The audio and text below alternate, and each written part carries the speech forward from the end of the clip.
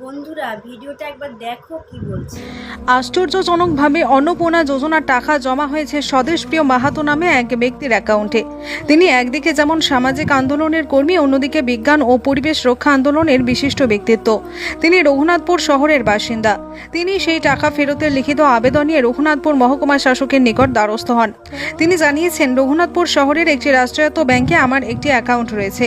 গতকাল passbook update করার পর দেখি রাজ্য সরকারের অন্নপূর্ণা যোজনার ৩,০০০ টাকা গত ৩রা জন অ্যাকাউন্টে জমা হয়েছে। আমি মনে করি এই টাকা যেভাবেই হোক ভুলবশত জমা হয়েছে। এটা অবশ্যই সরকারি ত্রুটি। এই টাকা আমি ফেরত করে দিতে চাই। পাশাপাশি তিনি আরও জানিয়েছেন, এই ধরনের ঘটনা নিয়ে যথাযথ তদন্ত হওয়া প্রয়োজন। কোথাও গাফিলতি থাকলে তা চিহ্নিত করা প্রয়োজন। শহরের একটি রাষ্ট্রায়ত্ত ব্যাংকে আমার একটি অ্যাকাউন্ট রয়েছে।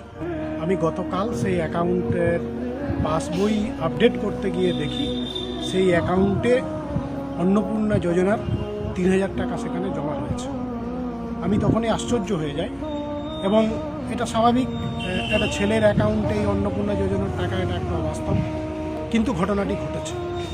ফলে আমি এসডিওর কাছে, রঘুনাথপুর মহকুমা শাসকের কাছে আজকে উপস্থিত হয়েছি এবং লিখিতভাবে জানিয়েছি যে এই অ্যাকাউন্টের টাকা যে জমা হয়েছে এটা কোনোভাবে ভুলবশত হয়েছে। ফলে এই টাকা ফেরত নেওয়ার জন্য যথাযথ যা ব্যবস্থা করা প্রয়োজন সেই ব্যবস্থা করার আমি আবেদন জানিয়েছি। এবং আমি মনে করি যে এই অন্নপূর্ণা ভাণ্ডারে আজকে যে পুরুষদের অ্যাকাউন্টে যে টাকা জমা হয়েছে এটা সরকারকে ভাবতে হবে। এটা সরকারের অবশ্যই ত্রুটি। সরকারকে তার যথাযথ ব্যবস্থা গ্রহণ করতে হবে এই ধরনের যাতে ঘটনা না ঘটে। এই উদ্দেশ্যে আমি আজকে এসডিওর কাছে লিখিতভাবে জমা করেছি। এসডিও বলেছেন যে উনি যথাযথ ব্যবস্থা করবেন এই টাকা ফেরতের জন্য।